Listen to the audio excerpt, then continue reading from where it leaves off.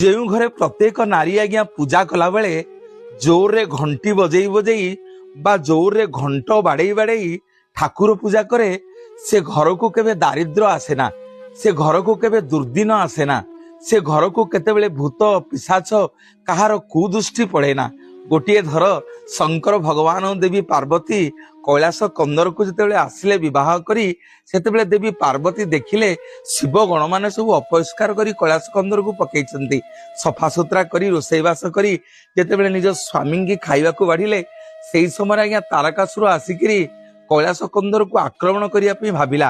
ମା କଣ କଲେ, ଗୋଟେ ବିରାଟ ବଡ ଘଣ୍ଟ ଧରିଲେ, ସେ ଘଣ୍ଟକୁ ଆଜ୍ଞା ଦାନ ଦାନ କରି ଜୋର ଜୋର ବାଡେଇଲେ।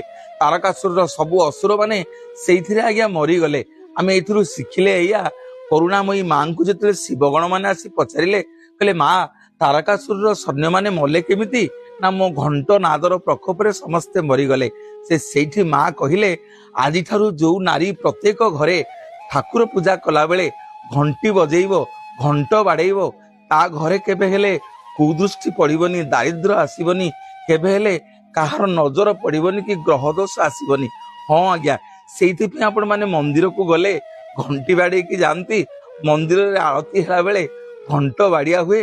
ଯେତେ ଶୁଭ କାର୍ଯ୍ୟ ହୁଏ ଘଣ୍ଟ ନାଦ ହେଲେ ଆଜ୍ଞା ପୂଜା କରିବେ। ଜୟ ଜଗନ୍ନାଥ। Download ShareChat.